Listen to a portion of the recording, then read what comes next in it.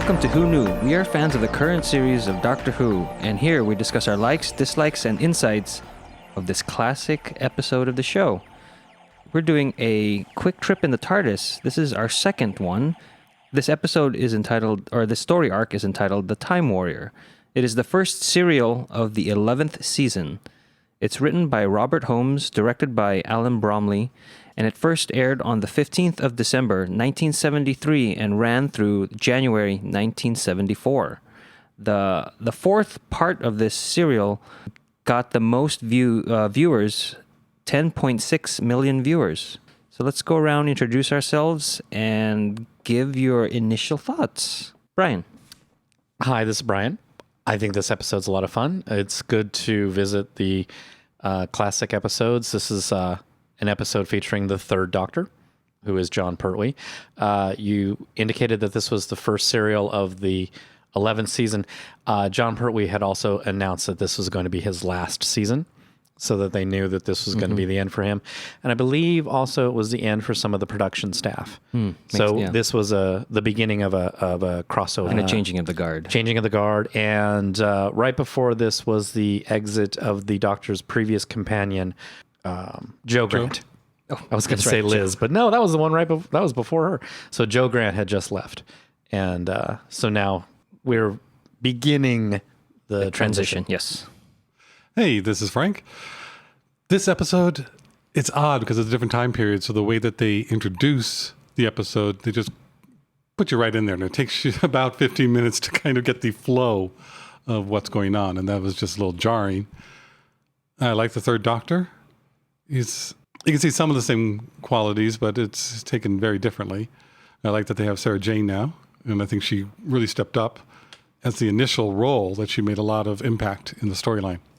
Hey everyone, this is Kelsey. I thought today was an interesting exercise for a new Doctor Who fan to do. It's not necessarily one I would recommend.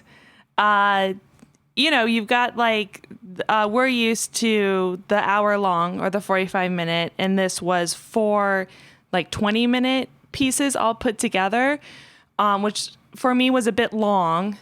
I would have liked just one 20-minute half-hour story. But yeah, it was consistent. I felt like the Doctor was consistent with the Doctor today. His focus on humanity and lives and not messing with time. I mean, that was all consistent, and it was interesting, which we'll talk about later, Sarah Jane and kind of her similarities to companions today. So yeah, it was a fun exercise, but yeah, look, I'm excited to dig in and talk about it more fully. Cool. Hey, this is Auburn. I agree. I think initial impressions, getting to see the Doctor, I felt like the Doctor, I understood him the way that I understand the Doctors today. Felt like it felt, I haven't watched a lot of classic Who, but now I can see where some of those things from today are coming from. I'm sure we'll talk about budgets and production values, but overall, I mean, it was a pretty fun episode. We got to see some modern day kind of stuff and a lot of period piece, and got to meet some of the characters that we see later in the series that we're talking about.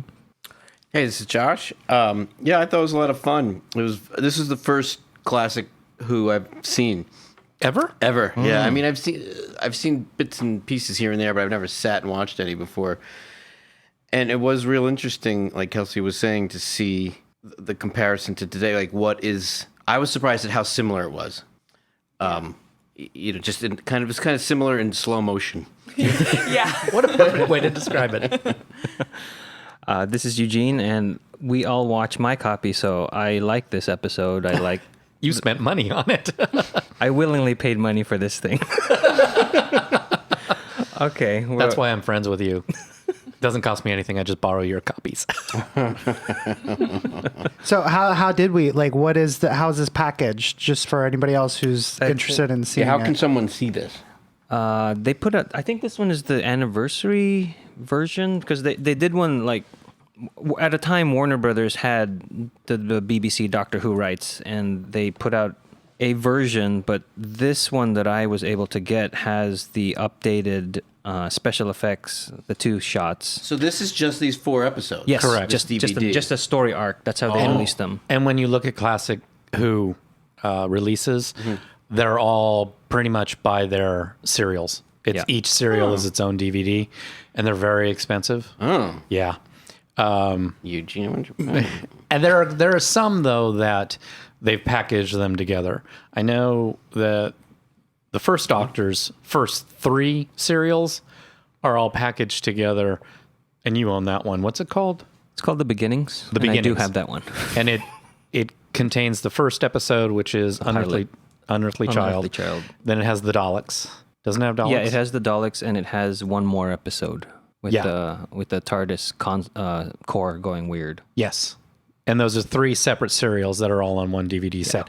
But for the most part, every serial is its own DVD. And if you look at the packaging, it's kind of nice because they always put a banner on the bottom that tells you what Doctor it is. Which Doctor you're getting and what years his tenure was. Nice, because I remember seeing a lot of classic Who when it was on Netflix. I haven't looked for it on Amazon Prime yet. It's not there. It's not there? Not yet. Okay. But I Oh, do no, it's remember. gone.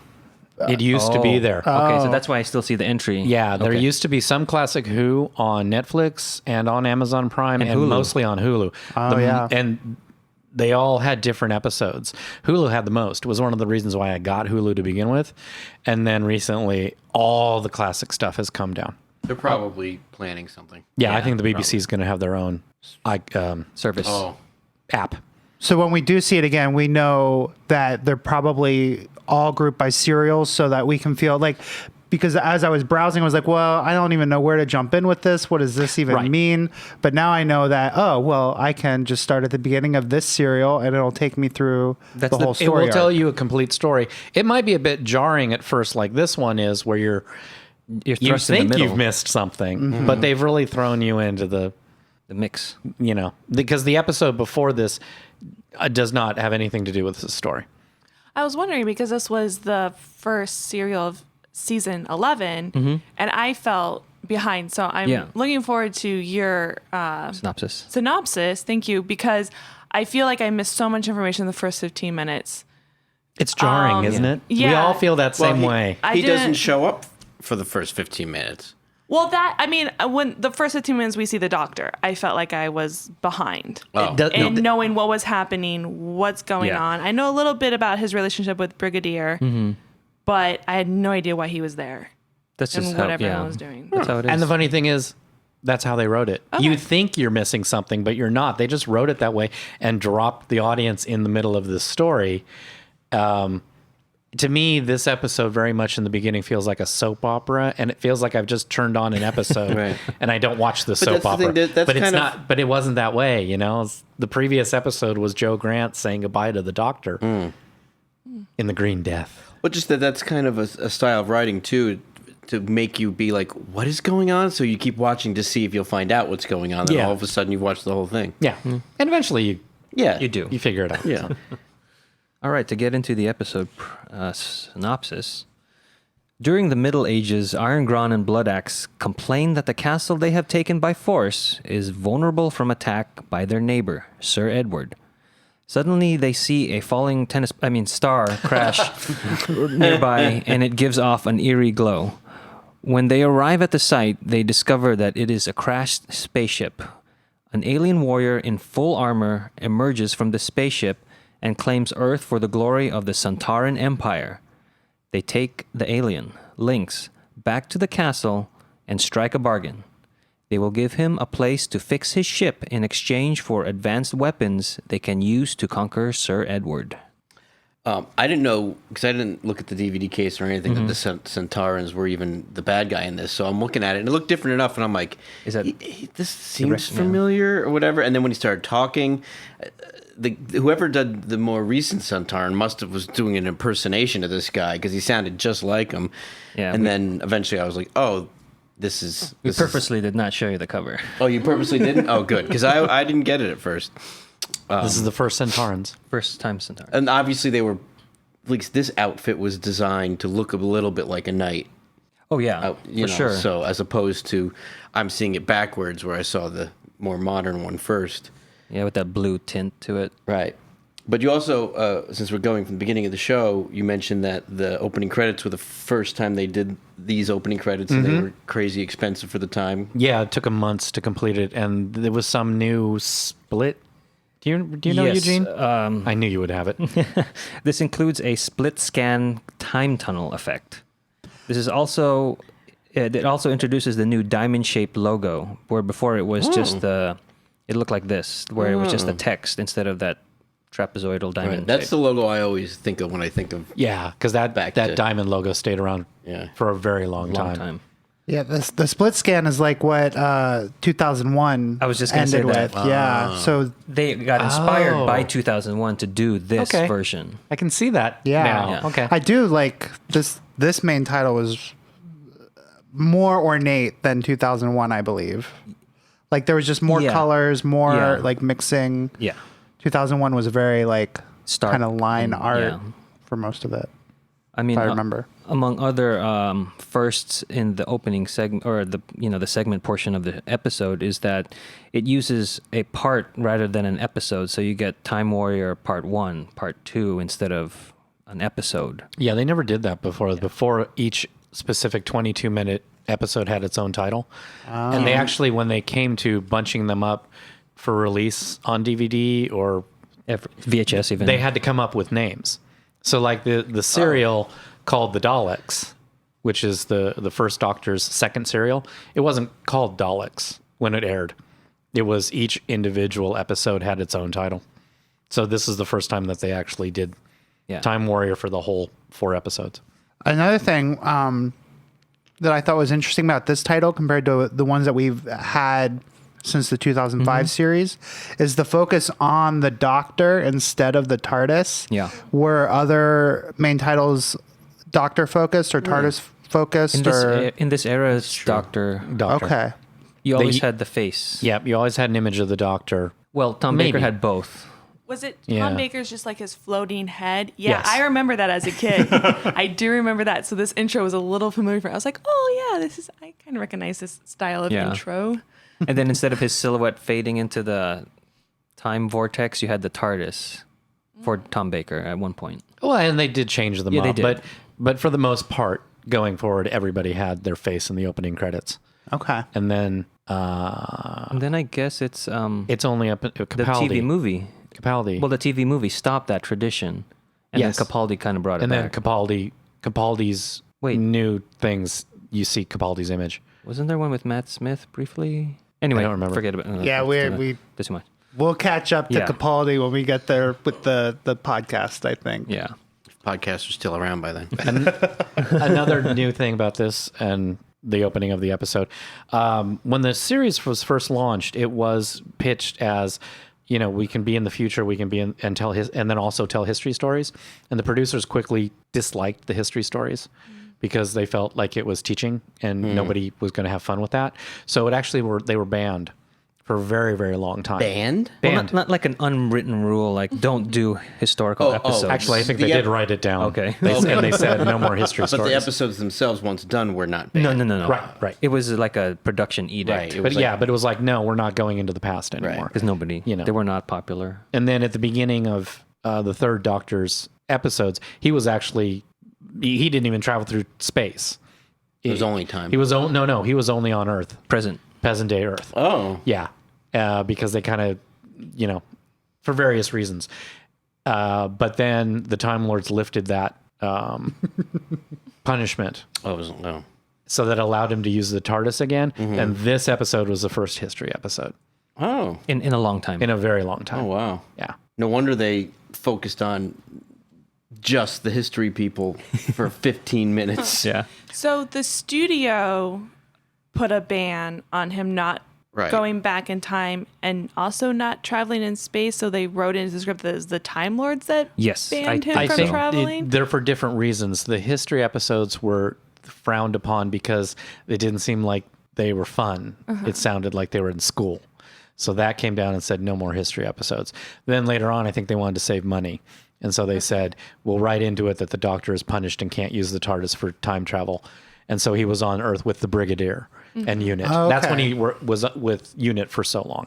And then only recently before this was that ban lifted and the TARDIS could travel through time and space again. This is the Interesting. Yeah, this is the version where the Doctor has a yellow car. Okay. Betsy? Betsy, I think is Betsy the name is of the the name of the car, I think, yeah. car. Back to the Sontaran ship crashing. There's no impact crater. It Well, it landed. landed. It landed. It was able to land it. Well, The anti-grav still worked.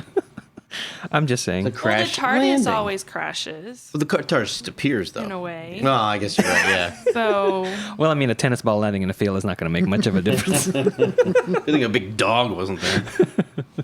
I did like what Josh said about the voice that we're Yes. doing now with all the Sontarans are very similar to that. So it's almost an iconic voice, same as the Daleks and same as Cybermen. I wonder very how nice. they, is it because of the restrictions of the prosthetic on his face that made him talk like that? No, that's an inflection. Okay. That Yeah, was the even way that- that guy spoke. That's amazing that whoever the but new guy whoever is. that does it now was either a huge fan or just watched the hell out of this episode. Well, he's also the reason we call him Sontarans with the accent on the second syllable. Oh, instead of Santarans? No, Sontaran. Sontaran. Sontaran. Oh, whatever. Whatever, yeah. It's a production thing. The actor playing Linx said, "I'm from Sontar." It's pronounced Sontaran to the director. This guy? Yeah.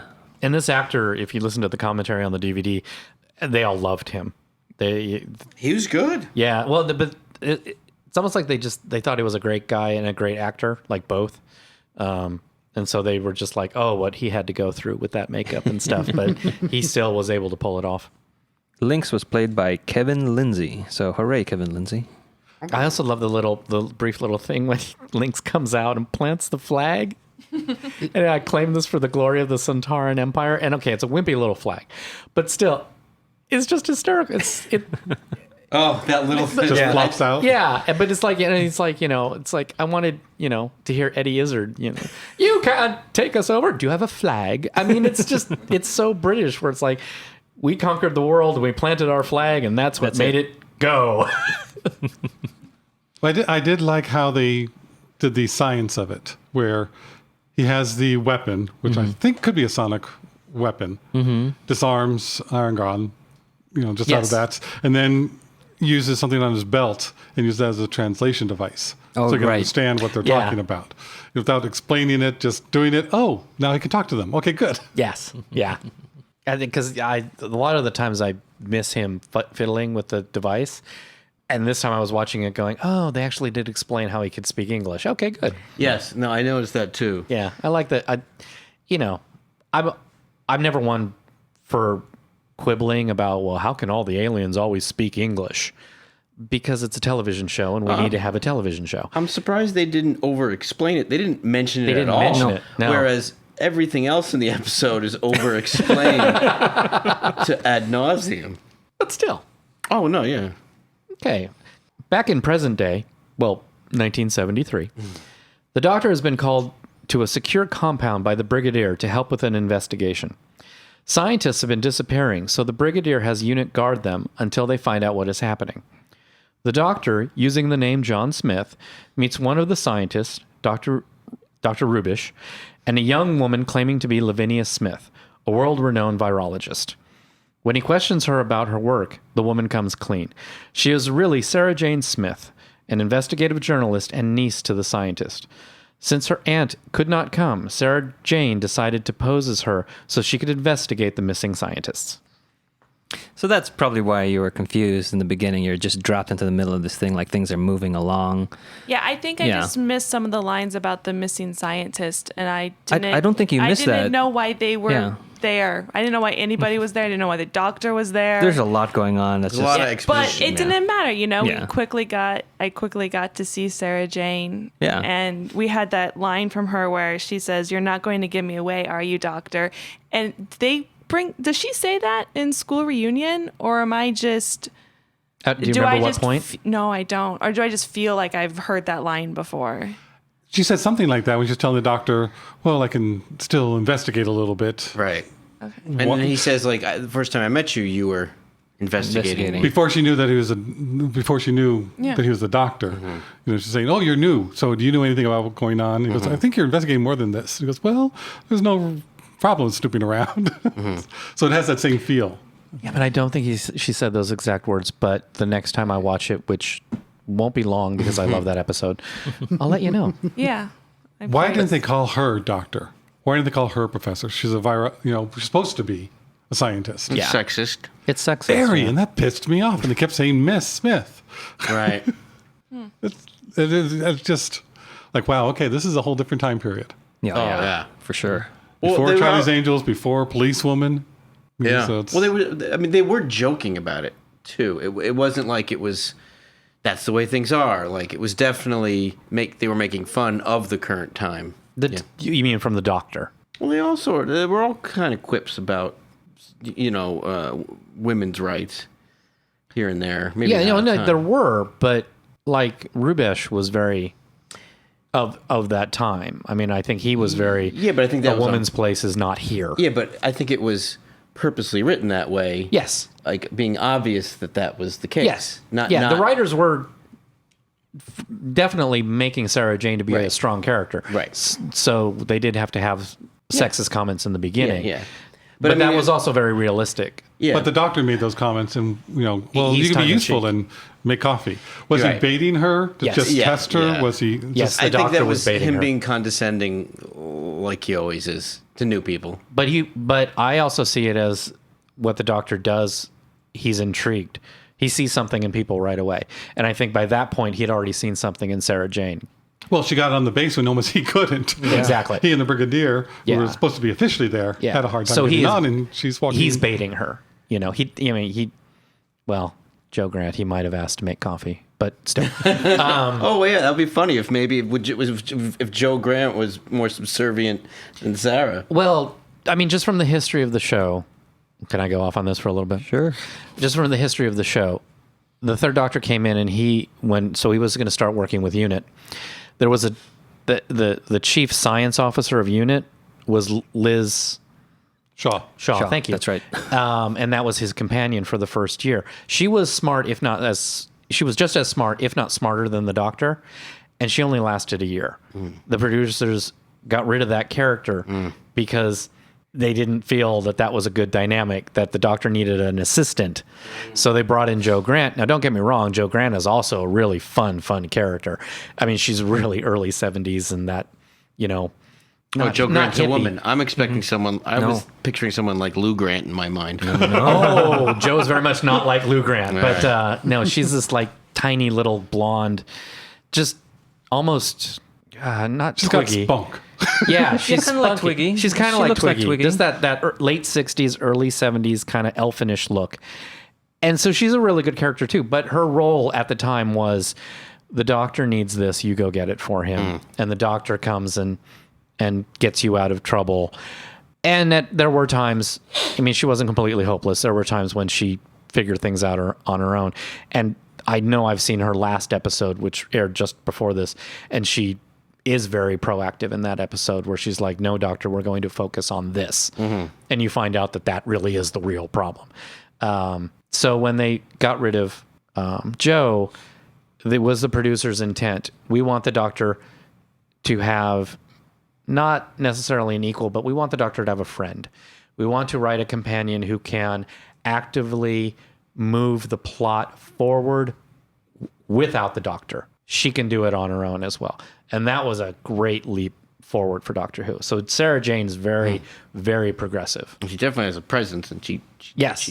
and now that you mention it, I kind of feel she drove this story more than he did. Yes. I agree. I totally agree. And Liz Sladen, who is the actress who plays Sarah Jane, said she wanted to play Sarah Jane as scared but brave at the same time. That's what bravery is. Bravery isn't about not being scared. So what you do? This TARDIS looked a lot more beat up. Oh, It yeah. was- Oh yeah. And why didn't Yeah, it say why police was that? box? Excuse me? It did, Why didn't it say police It didn't box? say it at the top. Every TARDIS is a little bit different. So it never did. His never did. He never really used I didn't it. even notice that, to be Yeah, honest. didn't say police box, and then we also never went inside it. That happens a lot. That's Does it? the old The show. classic. Because they don't want to spend the money to build I mean, they have the set, Yeah. but like They cheated it. we might, if we film on the TARDIS existing set, we can't film this scene over here. right. So they'll go and film that scene. There's a lot where they don't go into the TARDIS. Wasn't Eccleston's the first time you could actually Yes, see into the that was- TARDIS with the whole scene outside? with the With the door open, that you console. can have some kind of look into it. That's why it's always on the side. I was just going to ask, was the cultural presence of police boxes, was that closer to Sarah's time period? Well, like the where she, the 70s? Because she called it a police box without Well, any even Eccleston, and adornment. in the 2005, they referred to it as being from the 60s. Just from the 50s. When the show premiered in '63, three. police boxes were common. They were becoming less and less common. But I think by Sarah Jane's time, people still knew what they were. So you didn't need to say it. Right. You just knew what it was. It's not like a fire hydrant says fire hydrant. It's a little odd. It's in a Yeah. room. Yeah. Like, But what is this Yes, police yes, box doing yes. inside? even though Rubish looked like he would have lived 20 years ago, he still doesn't know what it is. Well, he did, what is it doing here? Yeah, what's it doing It's like, here? I carry everything in there. Well, that's odd. And he uses it as a chalkboard. I don't know if we're there awesome. yet, but Well, a phone booth That makes me laugh. used to say phone, like as if we didn't Yeah. know what it was going to be. yeah, I don't know if you noticed, but before Rubish writes on the TARDIS like a chalkboard, you can see that they've erased it, so they've already really? practiced. It's just funny. They were probably like, "Is this chalk even going to work on this? Oh, I don't give it a try. Is that going to erase? Is that going to come off of there? I don't know. Give it a try." It's beat up anyway. That's right. So you're saying the prop masters in England were from New York? Blimey! Has anyone tried this chalk on the side of this? What's it called again? It's called a TARDIS. I don't know what it's called. Ah, much better. Dick Van Dyke over here. I did want to mention the wonderful camera zoom Oh, yes. in onto the doctor's face. That's right. What did he say? What was that? I don't remember the line, but Well, the brigadier is putting all of the scientists into the place all in one basket. And he goes, "That's great. Zoom in, unless someone steals the basket." And it came so shortly after we had another zoom in. There was a on- lot. on the Sontaran. Oh, did it keep going? And I just got used to it, so I didn't Maybe. notice it as much. Because I feel like I just remember those two at the beginning. No, I notice just got that. used to it. I even wrote a note about it. Because it did, I remember some other zooms, but it's funny. it wasn't as noticeable because I think we all got we used to that just style. acclimated. And all the musical stings. Yeah. that weird thing when they're in the medieval times. Yeah. Like, what I is was that? just waiting for the sound of coconuts. That's for the horse. The hoof footsteps, whatever. I did not like how casually they revealed the Doctor. It was like you said. It was like we were in the middle of a scene, especially for the series premiere. He hasn't been there for 15 minutes or whatever, and then he just comes in mid conversation. Especially with that look of video, which I'm sure we'll talk about. It just it was very anti. Climactic. Well, I guess you wouldn't call it a climax, though, but it Yeah. just did not have the proper drama. But in the 70s, season premieres weren't that big a deal. It didn't matter. Yeah. It wasn't any Oh, it different was from just any like, other you're already episode. familiar with this, so it's just... Yeah. Because Right, there really wasn't... It wasn't until Dallas that there were cliffhangers. Right. Before it was just we made episodes. Oh, this had and then, cliffhangers. This one Well, it's a did. serial, so but that's why. the serials... But you're But talking the from season to this- season. there wasn't a season. Yes, season gotcha. to the next season. It was just, okay, now you Move don't on. get a new episode. All right. A squire of Sir Edward's is captured by Irongron. Linx uses a beam of light to hypnotize the squire, who tells them that Sir Edward has only a few men and cannot defend against an attack. Meanwhile, Sir Edward's wife, Eleanor, convinces Edward to send Hal, an archer, to kill Irongron. Hal. Did you like Hal? I liked him, but I think he's got a silly name for someone from the Dark Ages. Do you want to know where you've seen him before? You know that actor. You all know that actor. From Doctor Who? No. No. Oh. From sci-fi in general. Well, you did you look may have never familiar. seen his face, but you know this actor. Jeremy Oh, Bullock. I was going to say. Jeremy Bullock. It's No Jeremy way. Boba Fett. Bullock. That's Boba Fett. Oh. Yeah. The original one? The Yeah. original one. Yeah. Not the New Zealander. Yeah.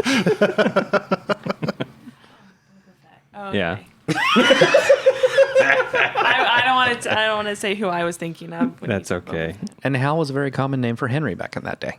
Henry, Harry, Hal. Gotcha. Well, they're cool. Well, I got to see Jeremy Bullock actually act. Well, Hey, I mean, he looks like he can really shoot a bow and arrow. So yeah. he actually felt the least over the top out of everybody. I think. All right. No. I think Moving on. Robert Baratheon and Ned Stark in the beginning, that conversation, that was pretty over the top for just jumping in. they were eating up scenery. They're reflecting the Middle Ages. No one can read. Right. They can't read the Right. note that Sir Yeah, Edward's that's sending. funny. They also talked at the beginning that they're not doing well in that castle. They've got bad wines gone bad. Oh, I didn't catch Yeah, that. bad the meat. foods. The Yeah. meat's not fresh. And that they're all scared to go out in the dark because they don't know what demons lurk Right, at right. night. Yeah. And they're setting it in its time because they were saying that Irongron took over that castle. So he's a robber baron. Yeah, I was so gonna say he's robber yeah. Oh, okay. So because the lords, king at the nobles. time, and they never say who the king is, but is off fighting his own wars. So he had collected all the good knights and soldiers, and they're off fighting their wars, which is kind of the Crusades, probably. And then they also mentioned that Irongron says he can't read Norman.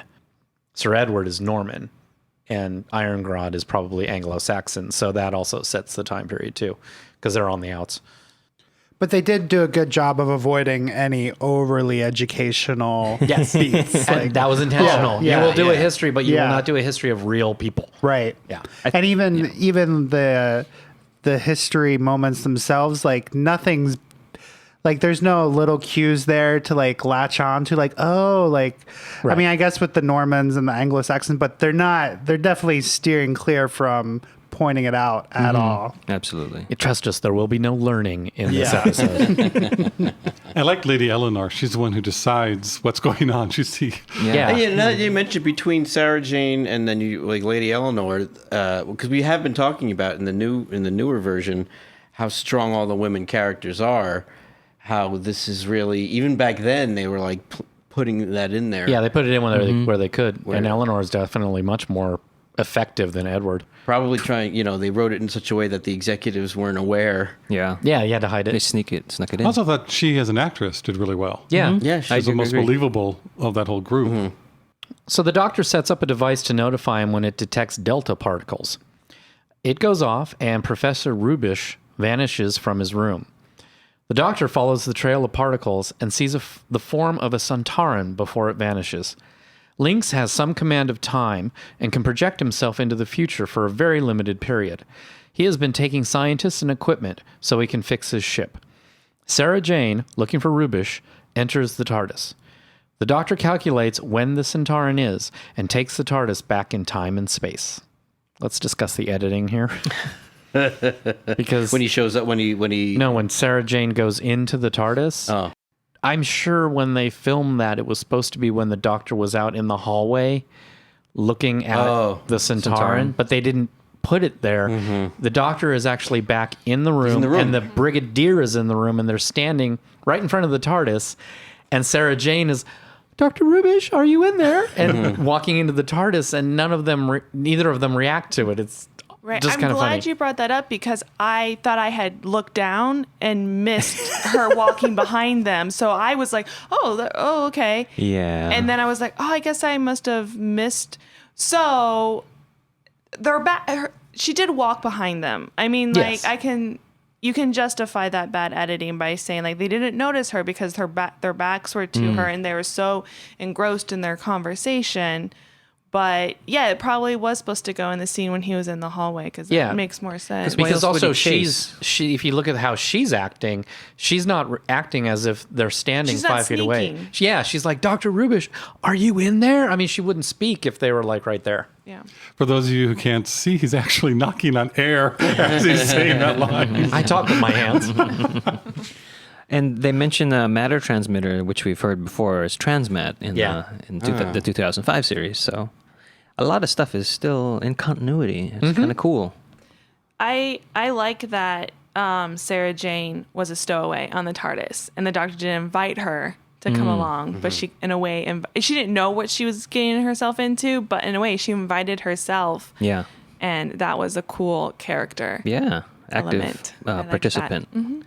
Oh, and when Professor Rubish is abducted, they don't take his glasses with him. Right.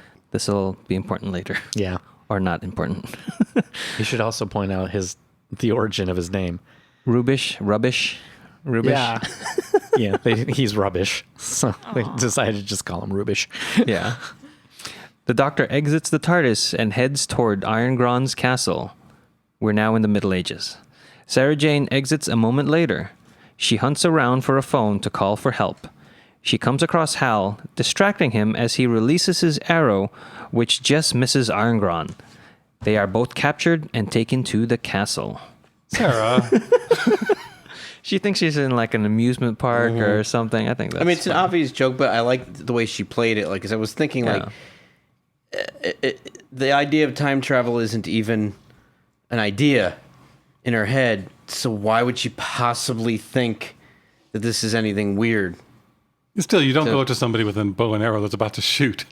Excuse me. Yeah, yeah. No, I mean, there's obvious jokes, but I guess what I'm saying is she played it well, because it wasn't like she wasn't, like you said, chewing up scenery. Like, what's going on? What are you dressed like this for? Like, even though she was trying to figure it out, she was also playing it like she was trying to get to the bottom of the situation as well. Well, she made her own conclusions of what's happening. Right, She right, quickly right. put together like, oh, well, they must be in the middle of, this must be a Renaissance fair or something. Right. And- Yeah. I mean, you can't not address that.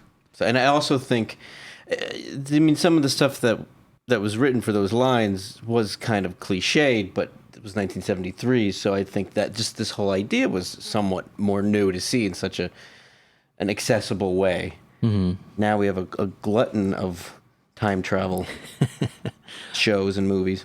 The Doctor then follows her in, and he steps on the loudest twig possible. The Doctor didn't step on the twig. I think he did. I think he that's did. that's what the editing That's makes it how look like. I- Yeah. That's how I read it. I read it. He was sneaking, stepped on a twig, went to go hide because he stepped on a twig, so he needs to take shelter now. Because I took it as the twig was a Sontaran. I think you could see it both ways. But So either leave way, your comments. Did the Doctor step on the twig, or did the Sontaran? but either way, the loudest twig in history. Well, Sontarans are heavy. There you go. That's right. Sarah is brought before Irongron, fighting all the way. Linx notices that her clothing is from a future time, so he uses his hypno beam on her and finds out about the Doctor. He then presents Irongron with a robot suit of armor. Ugh. Irongron was going to kill Hal himself, but decides to test this new killing robot instead. He takes Hal out to the courtyard and tells him he will be free if he can defeat the knight. Hal shoots 2 arrows into the robot, but it still advances. The Doctor grabs a crossbow and shoots the remote control from Irongron's hands, stopping the robot. Sarah Jane, now free from the trance, grabs Hal, and they both escape. There's something about this episode that just makes me want to read it and fighting all the way. You will be free if you can escape the robot. Yeah, that robot was so bad. It's like it can only do one action: walk and chop. No, I know. Well, Because so obviously the stunt man's head is in the chest of the robot. you know. Also, it's just all. It felt like all the staging. There was a lot of good things about the making of this episode or episodes, but it was a lot of the staging and the blocking and the choreography that just pulled it back to the campiness of what it is. I thought the costumes were actually really good. Oh yeah. For the most part. I think the costume designer went on to do more stuff and even win Oscars. Yeah, I mean, it was. Yeah. They were. I mean, I was looking at everything, and it was, No, actual Oscars. Went on to be a movie. Okay. nothing looked fake for the most part. I did notice a few little things, and the wigs were what they were. But Yeah. those were wigs. But with the choreography and stuff, they just didn't have the time. Right? Yeah. You know, No, these things were just like get in, get out, get in, get out. Yeah, no, I get, and I also think too. Yeah. Back then, television, not much was expected of television, and I think that's why when I was a kid, I had a hard time watching it, because even though the A-Team was just as cheesy, the filmmaking made it seem less cheesy, and it was a lot more snappy. So as a kid, I didn't get the cleverness because I was a kid, and the pace was so slow, I didn't care. But now I can appreciate Yeah. the charm. Yeah, it's definitely the pace we're not used to that kind of a pace anymore. Yeah. Like later on when they're having the sword fight, which you'll get to, and they say he's the best swordsman I've ever seen. Like, okay. Or even when they go to hand the Sontaran the weapon, The rifle? the rifle, and he's like can't find it because he can't see. He's probably looking for the on switch. Yeah. I mean, that's what I would watch these old ones now, hoping to see stuff like that. Absolutely. Oh, yeah. But there's also some great Sarah Jane stuff going on here. Yeah. This is where she's trying to figure it out. She's scared, but she's not freaking out. Honestly, It's quite layered. when I watch it now, this Sarah Jane reminds me a lot of Rose. Mm-hmm. I see a lot of the same characteristics in Rose that they wrote for Sarah Jane, where it's like, what is going on? I have no idea what's going on, but I'm not going to go crazy over it. Right. But she's better at deducing than Rose. At Yes. least in the beginning. Rose Yeah, is I only would agree 19 with that. years old. Yes, My apologies to our 19-year-old listeners. but you're not that good at deducing. This hypno beam, I'm wondering if it's a sonic device. Because, We said ocular. That's why it didn't work on. but that's the part. What could be? That's why it didn't work on the doctor on Rubish. But Didn't have the his glass. sound changes depending on The function. the lighting. Maybe maybe it's both, because it's the low hum hypnotizes, and that's more of a low light, and then the high intensity red light that comes out of it is a high pitched noise, and that's more of an attack. Attacks the axe and destroys that. The Well, sword. it just sounds Sword. more. It's more aggressive. Yeah. But I mean, it's one device that does multiple things. It's not just hypnotizing. It's not just Well, the that. sonic screwdriver was a thing by this point, yeah. Yeah, the Yeah, doc- the so it's doctors have probably a play on that other worlds use that type of it. technology. Right. It's showing the Sontaran's technological advancements. It's not It's also just a Time cheap Lords. sound effect. We also No, but it's just not Time Lords who have this device.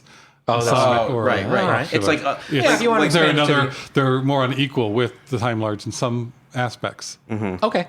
Yeah, that they They actually are a a threat. They powerful have race. power. except they have trouble using their hands to grab anything. Well, that's because of the gravity. Oh, is that why? Yes. On high They only gravity, have boy, they're 3 nimble. fingers. That's gloves. true. They only have The gloves 3 are fingers. They're like restricting. claws, lobster claws. And the Muppets did just fine. Yeah. The doctor breaks into the dungeon, which has been converted into a workshop, and finds the damaged Sontaran ship and the hypnotized scientists who are repairing it. He sees that Linx has created rifles for Irongron and knows that the advanced weaponry will destroy the timeline. He finds Professor Rubish, who is unaffected by the hypnobeam, among other things. The professor left his glasses in the future, and his terrible eyesight meant the hypnobeam did not work on him. Linx returns the capture and captures the doctor. Linx places an electrical device on the doctor's head, which will shock the doctor if he tries to remove it. But after Linx leaves, Rubish is able to turn it off. The doctor searches the castle for Sarah Jane, but is chased by Irongron. This is a momentous moment. No, serious. Something happens in this scene for the very first time, and it's huge. Can you read that again? No. The doctor names his home planet. Oh, really? That was big for the Gallifrey. That is the first first time time. Gallifrey is mentioned ever. Interesting. Oh. I also thought it was interesting in this scene that, or not as much interesting, but familiar to me that the doctor gave him a choice where he was like, "Hey, I will help you fix your ship. You Yeah. don't need all these scientists. Just Right. return them back to their own time period. Stop giving the guy guns because it's the wrong time period for him Yeah. to have guns, and I'll help you fix your ship Yeah, and get back home. get you out of here." Yeah. I was like, oh yeah, that's the consistent. doctor I know. That's cool. That Right. Even back then, or I don't know I guess it's more like it's cool that when they did the reboot, that they kept that theme and they were The inherent goodness of the of doctor. the doctor. Hmm. Yeah, that's why I love Doctor Who. That you always have this main character who won't conquer you. I'm trying to think of the right word. Yeah. But like won't beat you up. Even if you're really despicable, There's a choice. I'll send you home. We'll get you home. We'll get you back. It's like the Prime Directive. Yeah, okay. Was it in this scene that he also mentioned the Time Lords are responsible for their? Oh no, that's when he was talking to Sarah Jane. Sorry. Yes. Okay. I think we're going to get there. We haven't gotten there yet. Okay. Going back, the doctor, doesn't like guns, but this shows that he's a good shot. He used a crossbow and shot the remote control out of the hands. Didn't hit him, didn't hit the hand. Yeah. So he may not like guns, but he's still a good shot. He could use one. And it also depends on his incarnation. And also, the third Doctor did have a gun, didn't he? Or used one? Occasionally the Doctor has used a gun. The fourth Doctor used guns. Not all the time. Don't send nasty emails to me. Yeah. But there were times when, he would walk around carrying a rifle if he needed to. Sarah Jane and Hal return to Sir Edward's castle and tell them that the Doctor is aiding Irongron. Sarah Jane convinces them to kidnap the Doctor, and she and Hal head back to the castle. They overhear Irongron's plan to attack Sir Edward's castle on the morrow. Irongron is about to split the Doctor's head open, but Hal shoots Irongron's axe, allowing the Doctor to escape. He's no good to me dead.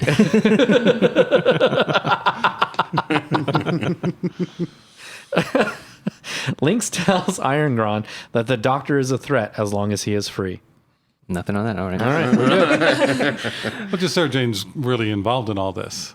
Yeah. She kidnaps the Doctor. Yeah, I think that's really cool. I mean, go ahead. Oh, and just that she's sort of leading the way. She kind of not manipulates, but because she's trying to do something good, but she manipulates the king and the queen for whatever into doing what needs to be done. Telling them what they need to hear in order to get done what needs to be done. Well, that's because Sir Edward is so passive. Right. Yeah. Yeah, but what Eleanor can we gets it. do? How horrible. Yeah, but Eleanor gets it. Eleanor uses it. Yeah. Yeah, because Eleanor. But then isn't Sarah that when Jane's like, no, we stand up, we fight, we go do this. But isn't Eleanor saying? Oh no, it might be later. Because there's at one point where Eleanor's like, "Oh, they're gonna blow up. Good, let them die." Right. But that's later. Sorry. Yeah. No, I just like that. I like how because when the Doctor's not on screen, it's her job to be on screen, to be active. Right. And move the plot. Yeah. And just the fact that, like you're saying, the Doctor's a good shot. I don't know when we're going to get to talk about this, but I really like this Doctor. I got a big kick out of him. I think, some of the awkwardness of the staging and things like that make it a little, this old fella doing these things. And if it was... Excuse me, it's Venusian Jiu-Jitsu. Oh, okay.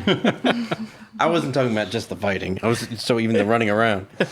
But just his quips and the way he's owning this personality, and it is very much like the Doctors that I'm familiar with in 2005 and up.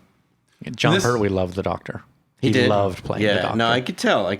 And he all the humor's there. Like I said, it's just like slow motion. But I dug it.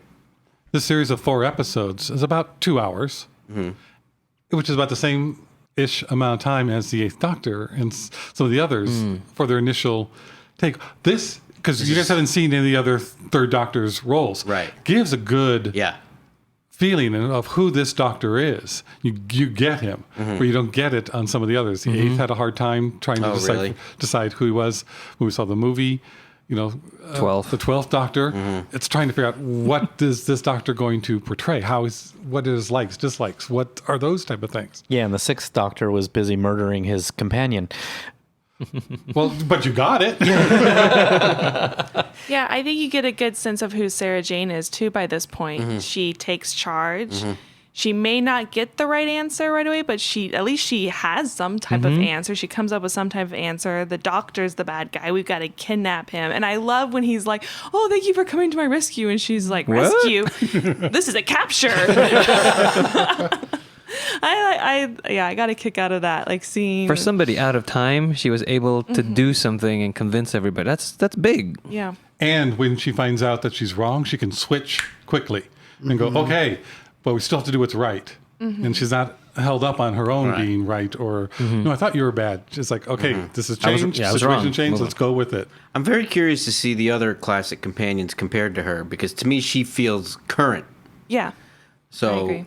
Which is obviously why she's stood the test of time, but I'm curious to see the difference. And this is why those of us who've seen some of the classic episodes, when she came back in School Reunion, we're like, it's Sarah Jane. I was like, she's back. They can do stuff with her. That's great. Yeah, and that's not taking anything away from the other companions. They're all great in their own right. No, I know. But there really is something special about Sarah Jane. There really is. And I don't know if we could ever put it into words, but there is that, it's like, it's Sarah Jane. Don't mess with Sarah Jane. She's awesome. This is her first outing in 1973. And then we get her back in 2006, and she's still the same person doing the same thing, investigating, figuring out what's right, what's wrong. And yet in School Reunion, she's a little bit different because of her, She's she has aged. aged. Yeah. And she, I got old. Yeah, but it didn't stop her. No. But she acknowledges it, which again is just a great thing for Sarah Jane. She's not trying to be something she's not. She's like, no. We may go back to some other quick trips and see Sarah with another doctor. And then I want you guys to watch School Reunion again and see if it changes for you. Now that you know Oh, the that'd be a character. good experiment. Well, even in School Reunion, I knew who Sarah Jane was because of Tom Baker. She was his companion. But yeah, I would love to go back and rewatch School Reunion. Back in Sir Edward's castle, the doctor convinces Sarah Jane that he is not working with Irongron and tells her about Linx. Hal warns Sir Edward about the plans to attack, and the doctor says he can make it look like the castle is fully defended. They get the entire castle population to make dummies to place on top of the castle walls. While they prepare, the doctor and Sarah Jane have time to talk. He tells her he is not human and explains to her about the Tardis. So this is that thing we were talking about earlier where they're talking. And Yeah, this is a good scene because it's exposition, but I still think it's kind of interesting. He's telling her about the Time Lords. Are there inspectors or something? They're or ticketers? They're galactic ticket That is it. inspectors. That's it. Yeah. So which goes along with they do their best to, I mean, maybe not non-interference is the right word, but to make sure that things don't go wrong. What do you say, like illegal time travel or something? Yeah, Something like illegal that, yeah. time Yeah. travel, yeah. So they're sort of policing time travel? Yeah. Yeah. And that was their edict. yeah. They're like senators. They're pompous and they Yeah. know the best. Yeah. Right. Yeah.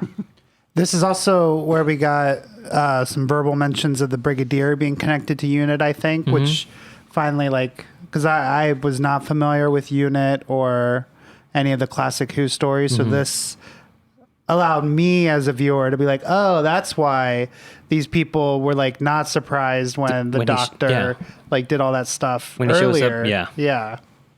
And it has the TARDIS and Or when he shows up in the 2005 series. Of course Right. they'd know who the doctor Right. is. He worked for them. He had a job. Yes. You didn't have a job. I had a Isn't job. there an episode where we meet Brigadier's granddaughter or daughter? Yes. Or Kate. Coming up. Daughter. Yeah, that's Yeah. with Matt Smith. Okay, thank Yep. you. That's Yes. why I knew who the Brigadier. How I knew about the Brigadier. Yeah. Brigadier. Brigadier Lethbridge Lethbridge Stewart. The guy with the mustache and the uniform. Yeah. And Kate in the modern era is Kate Stewart because she doesn't want to get favors because of who her father is. So I love the Brigadier. Sorry. Yeah. He's another one of the He just has presence it's and just awesome. charisma. Yeah. And I don't think you would get a character like that today because he stands for authority and following the rules. And you can't have that today because the kiddies wouldn't go for it. And also I wanted to mention, this is an interesting thing here because Sarah Jane comes in and saying that, all the women are sewing and, That they're here? making the dummies. Oh, you yeah, know? that's here. Yeah. And, oh, well, you've got us doing all the work and you get all the fun. And I love the doctor going, you think making this noxious stink stuff is fun? It's like, no, he's still working. He's, you have your bit and he's doing his bit and it's all going to come together and work. And I just think that's a nice Another little, A-Team reference. I love it when a plan comes together. but it is it's kind of like, TARDIS cannibal. it's like nobody's taking advantage of anybody else. Nobody's giving crap to somebody while they sit back and do it. Everybody's working. They even say that, Edward is painting the faces. That's and right. is apparently good at it, It took a while, but he got it. He found something that he's good at, So I just, again, even this early in Doctor Who, you have those little things where they took time in the writing where they didn't have to put things in and they do. Love it. I actually think this script, with a little tweaking, can be shot today almost exactly like it is. Well, they almost did with the Capaldi episode. Did they really? Are you talking There's about one, the Robin Hood. Yeah, I was going to say Robin Hood. That's true. Hal reminded me of Robin Hood at Yes, one point. yeah. I was like, Yeah. Well, let's just say we were watching the Robin Hood episode going, wow, somebody likes Sarah Jane. Somebody is a fan of the Time Warrior. Irongron, Linx, and their small band of men arrive to seize the castle, but Irongron wants to leave after seeing it is defended. Linx convinces them to attack, showing that the guards are just dummies. Are they? Yeah, they're pretty stupid. Irongron's men begin to scale the wall when the Doctor and Sarah Jane begin throwing stink bombs down onto them. Hal begins firing arrows, and Irongron calls retreat. This is what you're talking about, where our Linx gets the rifle and kind of fumbles. Oh, that's right. He hands it to give me the gun, and he hands it to him, and he can barely see what he's He doing. like grabbed for it. The thing once is or they twice. could have cut around that. That's the thing that gets me, is that didn't have to be shown. Well, you weren't there that day. It could be the lights going down. We got to get the shot. But they could have Didn't avoided. have the coverage. But maybe that's the type. I wouldn't be surprised too if back then they were like, "Oh, that's funny. Let's leave it in." But it's great noticing it now. Oh, it's great. It's like the PA should have put it forward more, Right, yeah. or he could have looked with his eyes. It's like something. so many things. Well, and there was a couple. I mean, they weren't too worried about keeping like continuous flow in the editing already. yeah, like yeah. they could have just edited, like cut to him pointing it Yeah, and yeah. firing. Anything. I got a big kick out of when they were attacking the castle and they were just yelling. And then they cut to that big wide shot. It looked like the neighborhood kids with ladders. Ah! Well, did you notice the length of the ladders?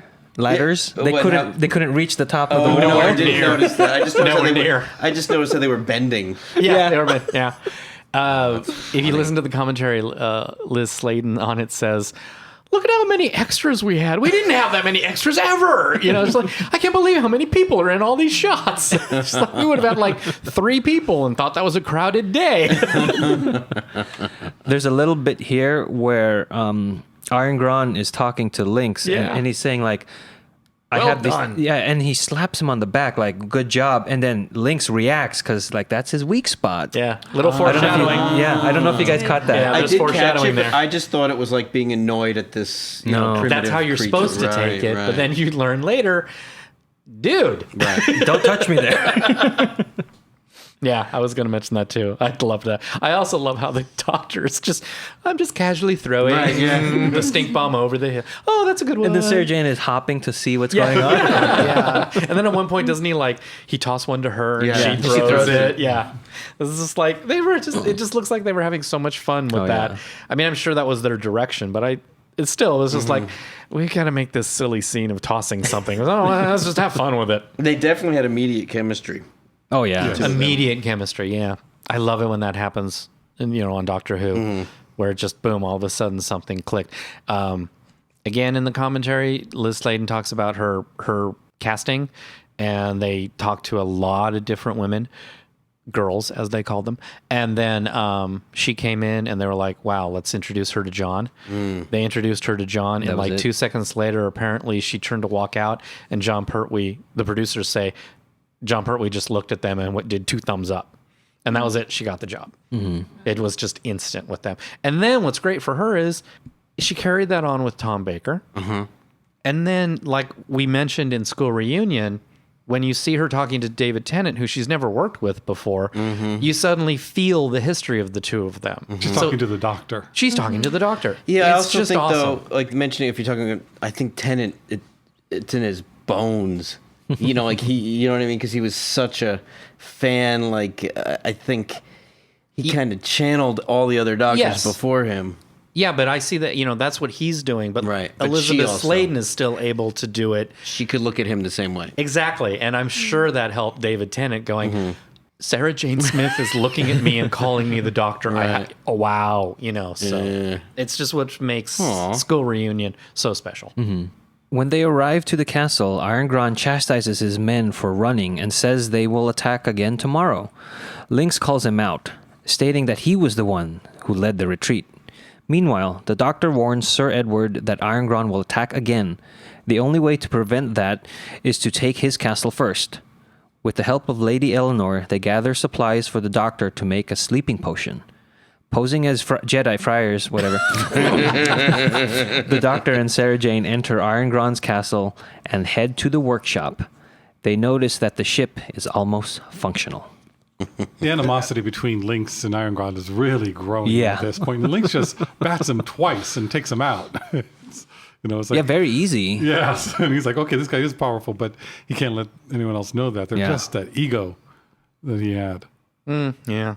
And those 2 guards at the gate. Oh, yeah. I love how whenever you do a medieval story, somebody at some point is going to be disguised as friars. I was watching this and I was like, oh yeah, the Robin Hood episode of Next Gen, they're sneaking into a castle. Or the dressed as Robin Hood friars. movie, Disney movie. Yeah, Right. they're sneaking in dressed as friars. Yeah. It's just, I love And the this. guard said, they're going to be dead. He's going to kill them. So go. And they were Right, laughing right. at that, even though it was badly Yeah. done. Yeah. But Yeah. sure, go on in. Why not? The doctor tells Sarah Jane that they have to stop the ship because when it takes off, it will destroy the castle and kill everyone in it. The scientists begin to collapse from exhaustion and malnutrition. The doctor tries to break the hypnotic trance by using a flashing light. Linx arrives and the doctor attempts to make a deal with him. He will help Linx repair his ship in exchange for releasing the scientists. Linx declines the offer and instead tries to hypnotize the doctor. Sarah Jane rushes Linx, protecting the doctor who falls to the ground. The doctor and Linx talk to each other about their weaknesses, and Rubish uses that information to knock out Linx. I'm sorry. I thought he was trying to kill the doctor at this point. Was he trying to re-hypnotize him? Or not but like hypnotize him again? Well, he did use the The red light. he did use the red light, but I think he wants no. He could have been killing him too. No, I think he was attacking him with the red light. And I didn't Yeah. pick that up when I thought I... he was trying to Yeah, like, I think you're right. kill him and get rid of him. And then I liked how the doctor was like talking about his weaknesses because he saw Rubish was like Yeah, going behind to the him. table to get some kind of weapon, and the doctor was just pretty much telling him like hit him in the weak spot Yeah. there. And The we'll be- probic yeah. vent. I love how Rubish made the monocle. Yes. So that he could see. And just carrying it around in tweezers or some kind of pinch. Something, Or yeah. Whatever it was. For the Just glass and as just if print you it, could so. carve a lens that would magnify Correctly. just a piece of glass. Hey, well, he has a lot of modern material and a lot of modern you know what? You're equipment. right. Oh, You're you're absolutely right. right. Polymers. He has polymers. right. I don't think Rubish is rubbish at all. I think he's I very love him. helpful. I like him. I like him as much He's as I make very, fun of very him. I helpful. like him. Like he shouldn't work. Like he should be dead because he's not. He's not hypnotized and he's not Right. working on Why anything. wouldn't the Linx have killed him? Yeah. Like if he noticed that he wasn't being hypnotized. Right. Because he was always hiding or pretending to be hypnotized. That's what I'm saying. He's not Did he rubbish. pretend? No, no. Did he pretend to be hypnotized? But I it don't makes know me if he- laugh. But we did see him hiding when Linx came Right. into Yeah. the dungeon at one point. And I'm just making the assumption, like Sarah Jane, that Right.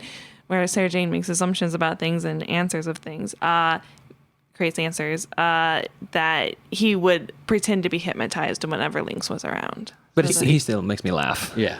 He also has a fantastic constitution because he doesn't even seem Yeah. the slightest bit hungry or thirsty. And to be honest, not that he would because he was the how last do you know scientist. he's not sneaking up to the kitchens Well, 'cause you can't see. and getting food? Because did you see the serving wench? Yikes. But I explain it like he was the last scientist taken, so he's not hungry yet. Right. Yeah, he hasn't been there that long. Yeah. He's been there about as long as the doctor. Exactly. Yes, Maybe his bad eyesight prevents his eyes being bigger than his stomach.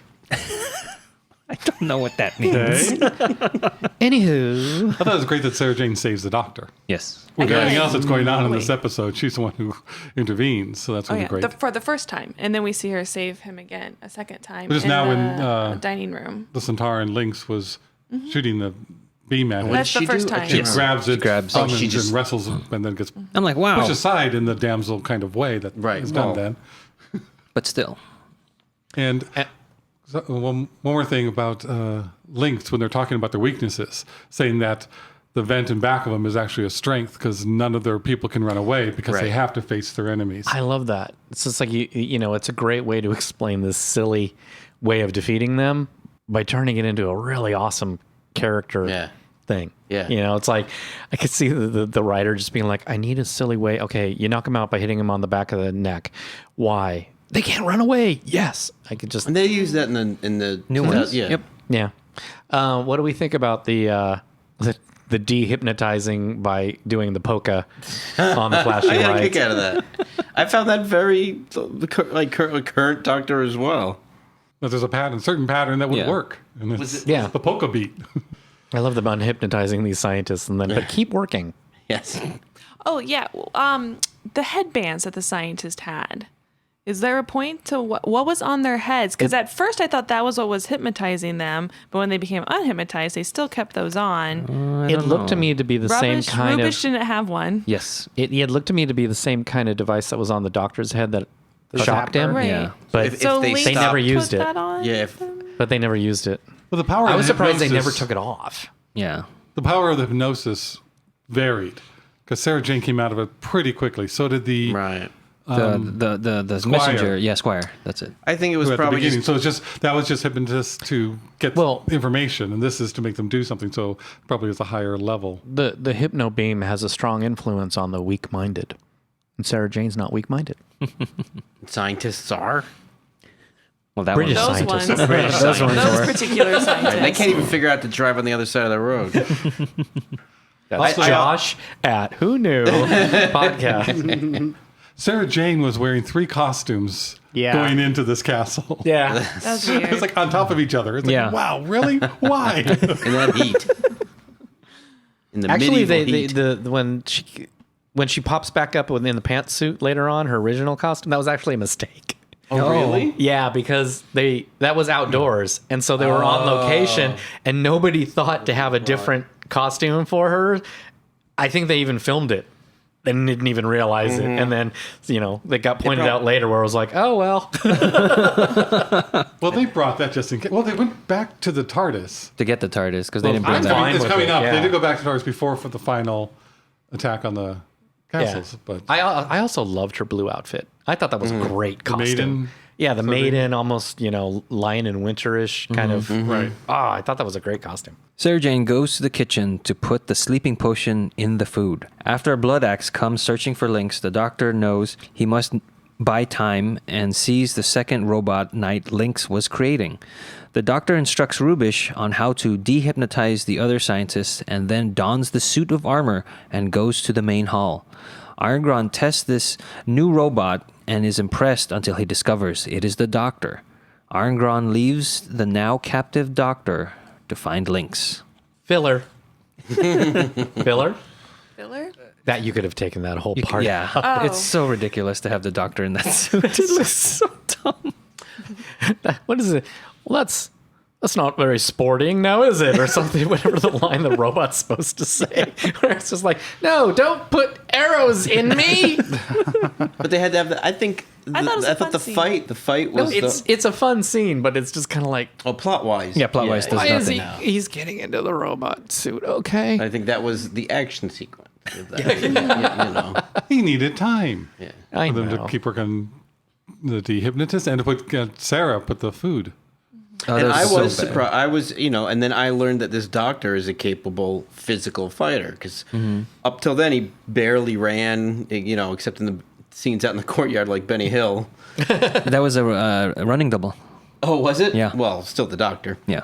But yes, you could tell that he was an older actor, so he didn't move around much. So to see him do that, I got a kick out of that. He's Now good with I the know that crossbow. He's good with the sword. Right. Later on, he's good with he's not just his hands, his fighting. a thinker. I did like how Sarah Jane questioned, who gets what food, and finds out that there's 2 different pots that she has Yeah. to put the Oatmeal and sleeping meat. Oh, Yeah, is which- that why the other guys woke up easier? I think so because she had to divide what, and also it's how strong would the sleeping potion be?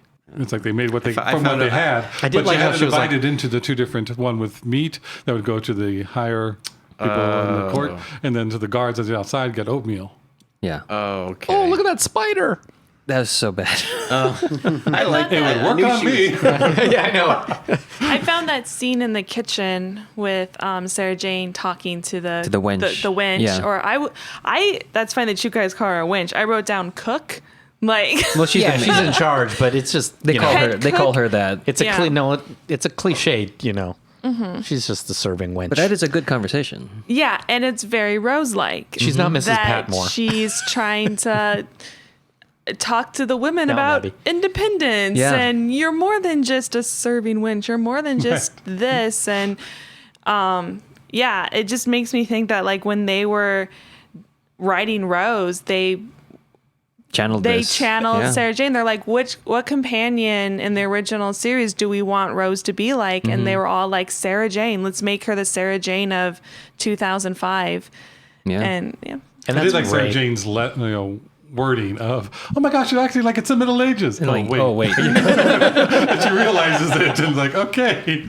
I also like that the woman was like, what are we going to do? Right. You know? Yeah, This she is where wasn't we're like, what are you talking crazy about? Like she said just what she Yeah, said. but she's also, I mean, I thought she played it perfectly. It wasn't too extreme. It wasn't like, yeah, rally the girls. Or, And that's the way that they respond to Rose every time too. Like, okay, is that's just a great time, for yeah. you, forever where you come from. Yeah. But that's not for me. I can't do that. yeah. Yeah. So yeah, it's just like there's so many similarities in this. But- This and isn't it- serial that I can see why you guys picked this one for us to watch. It was slow. It was yeah. a lot of like back and forth. But if you think about what I would have originally watched this weeks apart, so I can see why the back and forth one. It just bothered me now because we were watching it all at the same Yeah. time, and they're like, Right. they're at this castle, and then they're at this castle, and they're back at the first castle, and I they're know, the back castle and they're forth, next back door. and forth. It's really 10 feet apart. I do have to say, though, we're going to have trouble later on if she thinks this one is slow. Well, those castles are next to each other, just like Metropolis and Gotham are across the bay. Yeah, that's right. Yeah, you can see Gotham from the window of the Daily Planet. it's Sure. ridiculous. or on 24 when you get to Van Nuys to Burbank. Irongron arrives at the workshop to find Linx bound on the floor. Linx joins Irongron as they return to the main hall and use the doctor for target practice. That scene was funny to me. Yeah. It was the stormtroopers firing. It was great. It's like all these guys were promoted to stormtroopers after this episode. I was sitting there thinking though, like, well, if they'd never used this at all, like you probably could dodge a musket if you really needed to. True. Well, he could slow down time. We saw that in Eccleston's episode when he's going with Oh, that's right. Jade. Yes. With the fans. The fans. Right. End of the world. Thank you. All right. That's why we were. I found it I like much. that. As silly as it was, I found it so charming. I didn't care. Yeah. Yeah, that's the thing. I find it charming, so I don't need to explain the stupidity of it. And they laughed at it themselves, which is great because Irongron, you better, Yeah, right. it'd be better for you to stand still. 'Cause you don't keep diving everywhere. And runs to the doctor's aid. She sends a chandelier at him like a pendulum, and he makes his Errol Flynn-like escape. 2 feet off the ground. Yes. And everybody just conveniently gets out of the Yeah, way. yeah, that's right. They just what? Yeah, Sergey, watch here's him your go out. Oh, She had to grab his legs, but no. Like, I've never Like, you seen could that grab before. His chest. Maybe- He was so close to the ground. You just stand in front of him. You're like, Well, we've already shown that these people are wimps. I mean, they're scared in the dark, going out at night because you don't know what demons are there. You know, the smoke pellets have them all running and scurrying everywhere.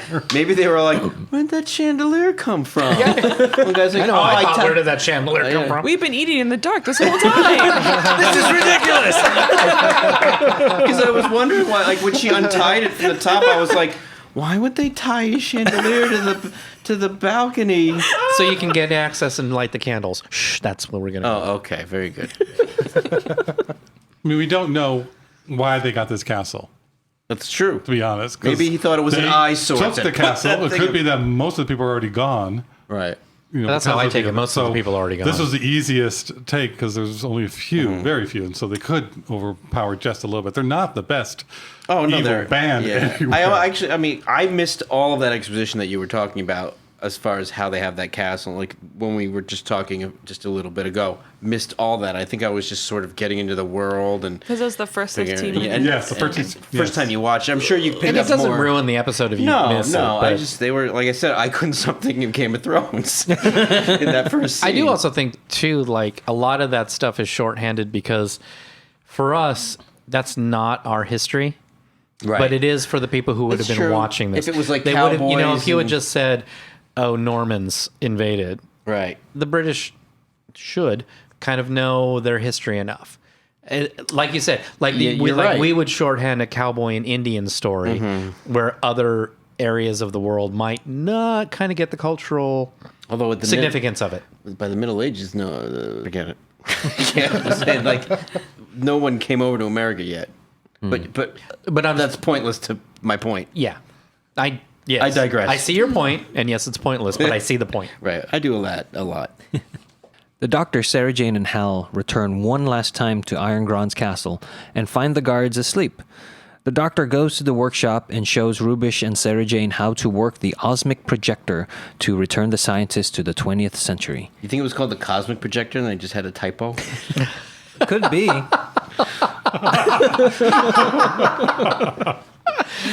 That's what it means now for me. Sarah sends Rubish back and is at a loss when the doctor is unable to stop the ship from powering up because Hal shot the Sontaran. No, not yet. No, not yet? Okay. No. They Okay. couldn't shoot hands. Oh! Oops. So Rubish is gone. He did a good job, though. He helped all the scientists escape, and then I love how he's That was like, I'll great. see you back at the Yeah, he station. kept on talking. Yeah. He kept on talking as he disappeared. That was great. I like the other scientist, the one that he first notices is he's malnourished. malnourished. Malnourished. When he's in the thing, he looks so dead. He's like, "Mwah." He probably thought it's like when I used to point the video camera at my grandmother, and she would stand still because she thought it was a camera. No, you could wave, Grandma, and she would hold her hand up but not move it. The doctor does state that he's over 200 years old. That's At this right. point. Yes. And they do stop up at the TARDIS on the way back. So they brought Sarah's clothes and to get that silly fan, metallic fan that he knows. it's a shield. The It's deflector. a shield. Yeah, yeah. Perfect word for it. What did you say? Deflector. Yes. Because it bounces the... They were like, "Oh, we didn't bring a prop. Well, do we have anything that bounces light?" But opening it up outside the TARDIS to definitely know this is foreshadowing. This is it right here. We're telling you. So They had a lot of spare metal leveler shades. Let's make that. And not to quibble, but Sarah Jane's clothes would be at Sir Edward's castle, not in the TARDIS. I was saying the last time they're going back, so they just brought it and he's dropped it off. Did they both go back? No, or they just the didn't, but I'm doctor? just saying, I thought... since he had to stop there anyway to get the deflector. Oh, you're saying so since the doctor stopped off to get the deflector, he got He put her clothes. clothes there. He put her clothes there. Go with it. Go with it. It's gone. Linx warns Irongron that he is about to leave, and they will all die if they stay in the castle. I just have to read it this way. Irongron and his men begin to fall asleep. Linx returns to the workshop. How many times do people return to the workshop in this episode? Linx times. returns to the workshop and again battles the doctor. Irongron wakes to find Hal disarming his men, and he throws him aside, which apparently knocks him out. He goes to the workshop to confront Linx and stop him from leaving. He knocked him out into a Sarlacc pit monster. That's why. He does climb out later. Later. The rest of his men stir, and Hal yells for them to flee the castle. Irongron attacks Linx, but Linx turns his hypno beam on him, knocking him out. Linx enters his spaceship just as Hal arrives. Hal raises his bow and shoots an arrow into the vulnerable spot, the probic vent, on the back of Lynx's neck. Lynx's body leans onto the ship's controls, making it take off prematurely. Sarah Jane helps the doctor to his feet, and they all run out of the castle before the ship explodes. I like how the actor, in his mind, he worked out which button to press. Yes. And so when he's falling, he just goes back up and presses. It really looks like he's not accidentally doing it. It Yeah. really looked like, I'm dying, but I have to hit this button. Yeah. That's what it looks like. It's like... That's how I took Yeah. it. I thought he was like, Okay, I'll blow this place Yeah, out. yeah. Okay. Yeah, but I in my like mind, that. it's like the actor, Yeah. picked a button and he like stuck to it, and he said, "I have to hit this It was button." probably like, that's the only button that presses. Yes, that's right. So make sure you press that one. And this also reminded me of something else that happened so much in the 70s, which is people fall unconscious so easily. There's that other example where the doctor's running through the corridor, meets the two guards, and all he does is like pull one Yeah. guard forward, and that guard falls unconscious. And the second guard, who's not even hit, just like falls on top of the first guard unconscious. Well, they're malnourished. Like, that's like in the 80s and 90s. Everyone was snapping people's necks. Yeah. yeah. Oh, Yeah, that's true. Albert knows about that. Oh, yeah. And the doctor fighting Linx was pretty good. The hand-to-hand. Now he knows hand-to-hand combat. Right, He knows right. all Oh, yeah. that. No, I really like this doctor. And when Irongron? Angron. Irongron. But anyway, Irongron comes in, thinking that Linx bewitched his people. Yeah. And put him to sleep. I think he's killed. I think Oh, from because that was beam? a high beam. Yeah, It I wasn't think so, just too. Knocked out. I think, yep, killed him. Fried his brain or something. Not that there was much to fry. That's why. And I love that they're showing that the Sontaran ship, the door is closing, and Hal takes the shot. He lines up as the door is closing and gets it. So it's like he is a good archer. Yes. Yeah. Would Hal know that that's the weak point? No, he was just taking a shot as the door's closing and just happened to be the right spot to hit. Well, it looks like a target, I guess. Yeah, that's true. It is circular. Poetic justice. Unless he was aiming for the head. Oh, I was just going to disable him. Oh, well. I think we should all agree, though, that the best shot of the entire episode is when the castle explodes and it really looks like a cliff. Turns into a mountain. Exploding and It's a falling different down. location entirely. Wow. That is so 70s. I mean, you remember, I think even like $6 Million Man and shows of that time where it's like a car goes off the cliff and all of a sudden it blows up for no reason and it's always the same car and it's just like, okay, It you was pulled lined something. up just right, though. Yeah, that's It true. really was. I bet. And whenever it was like a lightning storm outside, it was always be like the same cloudy lightning going on. It's Same like stock shot. they just I'm pulled sure something out of the library. like you were saying, the director or whatever, he had that footage already, and he lined up the castle to match the footage. No, I think he just grabbed that footage and didn't care what it looked like. Yeah, I and didn't think it was. I mean, I guess it was kind of lined up, but I definitely was like, where'd those cliffs come from? The ones behind the castle. It's from the transmat beam that exploded. Yeah. was You've there never a seen a Sontaran ship explode before. That's what it looks like. Where was there a tree on the roof all of a sudden? So I loved it, though. to me, it takes me back to childhood. I mean, it really is like, yeah, we watched it, and even back then we went, huh? So. Did anyone care about the scullery maids or the cooking women? No. I know. It's like they got everybody else in the castle. They No weren't one went down drunk. there to tell them. They hightailed it out of there. They didn't eat the oatmeal. They were in the living She quarters snuck around. outside of the They castle. weren't allowed to eat the oatmeal. It just I don't know. That's a good point. they never mentioned them, so it's like the doctor doesn't care about them. There's What a about the cutscene. cooks on the Death Star? No There was a one talks cutscene about with Hal. He ushered them out. that. Right. And then finally, Maybe there was a cutscene where the cook was actually thinking to herself, that girl was right. Come on, ladies. And they all just left, thinking they got away with everything. They'll starve in that castle. They're on the mountain hill, and they see the explosion from a distance. Oh, Then they go, I know a place. We'll go north to the wall. right. Yeah. no, they're going to go work with Lady Eleanor. She's pretty cool. There you Oh, go. there, yeah. It is down the hall. It's right there. Across the yard. This is really just an episode of Neighbors. It's that episode of The Simpsons when George Bush moves across the street. And finally, in the forest, the Doctor and Sarah Jane say their goodbyes to Hal, leaving him to explain things to Sir Edward. That was the scene that reminded me of Robin Hood. Yes. Seeing Yes. Hal stand next to the TARDIS. I was like, I feel like I've seen this juxtaposition before. Man in green next to blue And you have. TARDIS. Yeah. And the ending is so abrupt. I was like, wait a minute, Doctor, aren't you going to ask Sarah to travel with Yeah, you? she just went. And, There was no question. and aren't was you it. guys going to go back to the Brigadier and be like, hey, we found your missing scientist? And Well, they've all been so returned. abrupt. Very classic Done. Doctor Who. And then would the Because it would next- cost money to go back Would and the do next that. serial, Pick did up? the next serial address I don't think any so. of this stuff? Address Or the was it story plots? Probably not. Yeah, or but was it maybe just Sarah's now traveling with him? And Sarah is now just traveling with a him. lot I'm of sure. TV back then just did that as well. Like it was like you accepted that the adventurers now are together. Like there wasn't a lot of that emotional Yeah, it's not like- relationship drama in a good way that we see today of people dealing with their feelings and stuff. They just, all right, now she's with them. Just accepted. Back to your question, the next serial is Invasion. This is where the Doctor and Sarah return to London in present day, only to find the city strangely deserted, while nearby unit are dealing with a series of monster appearances. So Ooh, that sounds like fun. So they do go back and they work with unit again, but I don't know if they do directly address this. I mean, I could see the Brigadier saying something like, wait, isn't she the imposter?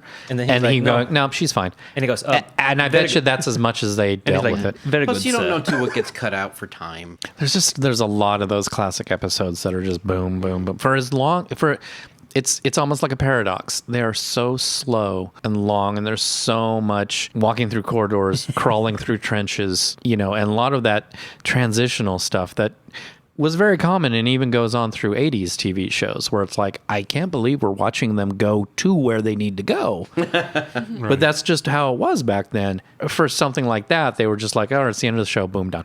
Some production stuff. There's a lot of firsts that happen in here, and some of them we've already discussed, like the new time tunnel effect, the diamond-shaped logo, Sarah Jane's first adventure. John first Smith mentioned. has he used that before? Yes, he has used that before. And there was something else that was the first. Oh, the Sontaran. Sontarans are the first time.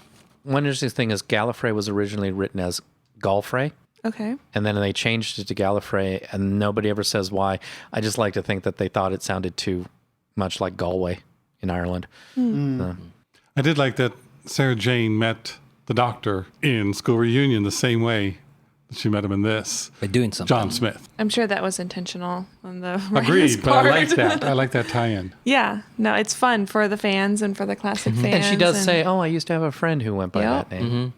Also, the guy that played Irongron, they originally casted Bob Hoskins as that character. Really? Yeah. And Bob Hoskins couldn't do it, so he recommended David Dacre, who played him.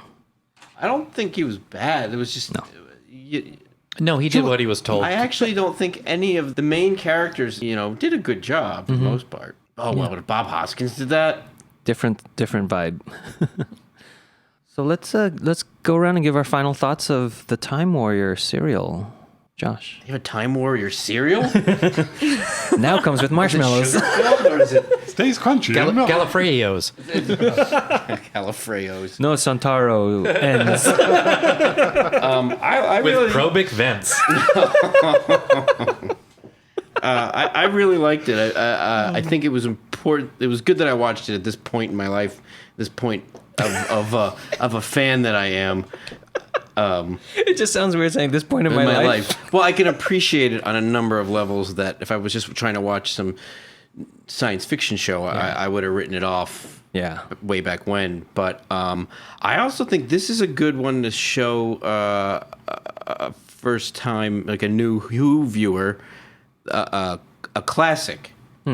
Like I this is the first time I have seen a classic, but I think if someone hadn't seen any and they were like, what is this show? What was it like back then? I think this is a good example. Good. I enjoyed it. It did remind me a lot of the radio dramas. Like it has kind of more of that pacing, especially with the serialization. Yeah. Where at the end of an episode, we're going to like have some big reveal or some big thing to make you a cliffhanger. To watch the next episode.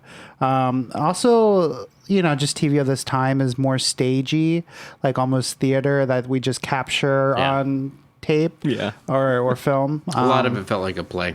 Yeah. And so I mean, it was enjoyable, like, to go back to that kind of storytelling that we don't see as much today. And the doctor's character is there, very similar to today. And it was great seeing Sarah Jane being so strong. And with her connection to today's series. I agree. It was fun. Yeah, I think it was good to watch as a new fan of Doctor Who. It helps me appreciate the Doctor and his journey, and it helps me appreciate Sarah Jane for sure. And I think I will go back and watch School Reunion again. And it helps me appreciate Rose, like seeing a companion from a classic series helps me appreciate Rose as a companion in the new series, and that was cool. Yeah, Arlene. I hope she can see this. I hope Arlene gets to see this. Talk to her about it. I had a hard time getting into the first 15 minutes, like a lot of us. It's just a different pacing, a different style.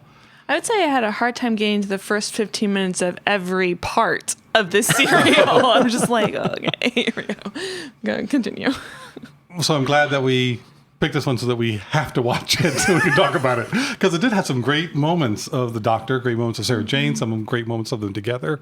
It was serial, even like the old Flash Gordons, where the end of one episode was the beginning of the next episode. They would redo a scene, might have a slight variant. So then, this person shows up that you didn't see in the last bit of that scene. So that was nice, nostalgic.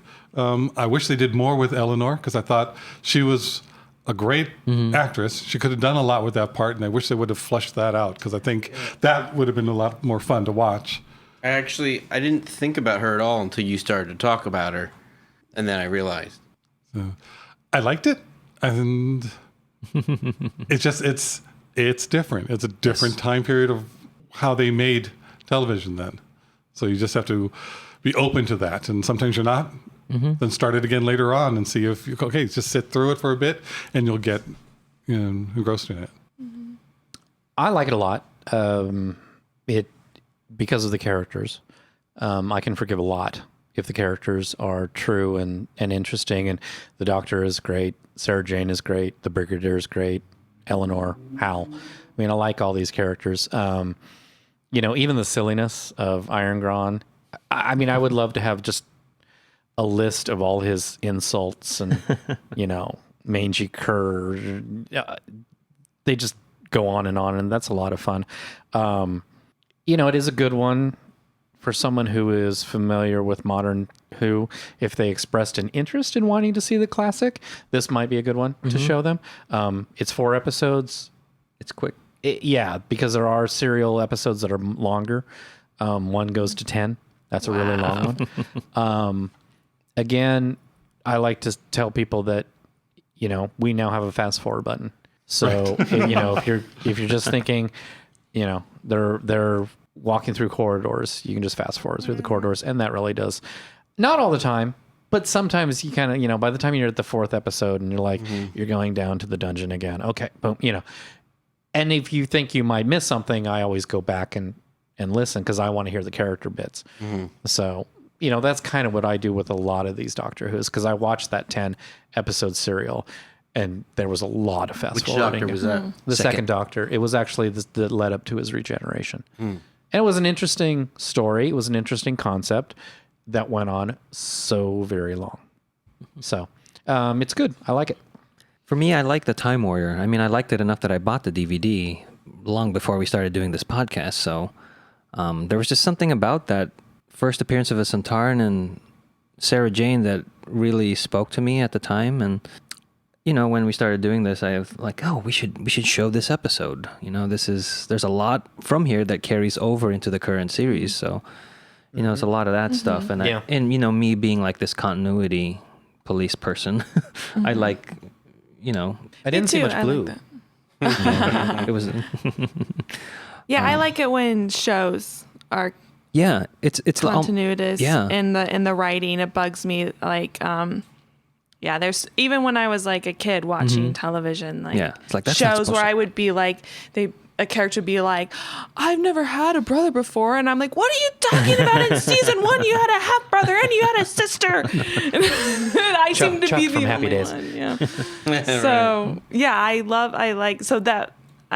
that's cool that you liked this. I didn't like it so much, but I did appreciate the tie-ins to the series today. It's definitely not for everybody, and I can totally understand that. And I mean, that's one of the reasons that we chose this one to do. I mean, if you guys aren't so into the Doctor Who classic episode, you can skip this and, not really miss anything. You would want to say that at the beginning of our episode, not the end of it. Too late. For me, it feels like, let's put it this way. I'm reading a comic book now, and then it says, please see issue something something for this particular event.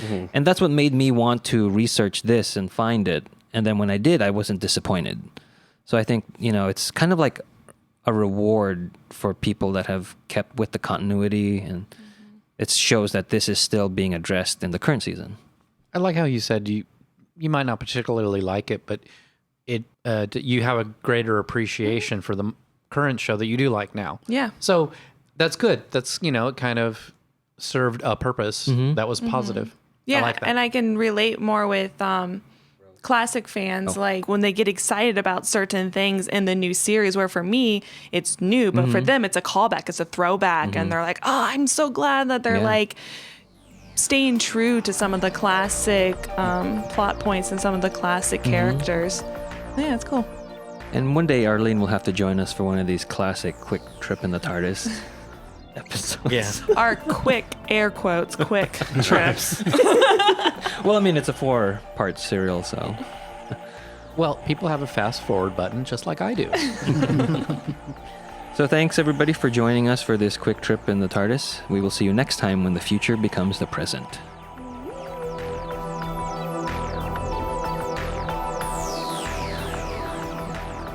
I'm not ready. You have one job to do. All right, now I'm ready. You've just listened to an episode of Who Knew? Our wonderful theme music is by Michael Grady. You can find his work at theuniverseexplodes.com. You can find this show in several places. Follow us on Twitter at Who Knew Podcast. Subscribe, review, and listen to us on iTunes and Stitcher, or on our YouTube channel, youtube.com/Who Knew Podcast. All our episodes are on whoknewpodcast.com. You can leave comments there or email us at whoknewpodcast@gmail.com. This podcast is inspired by Doctor Who, the longest running sci-fi show in history, and especially the revival spearheaded by Russell T. Davis. Thanks to Russell, Sidney Newman, Verity Lambert, Ron Grainer, and all of those involved in the adventures of our favorite Time Lord. Your work continues to inspire and entertain.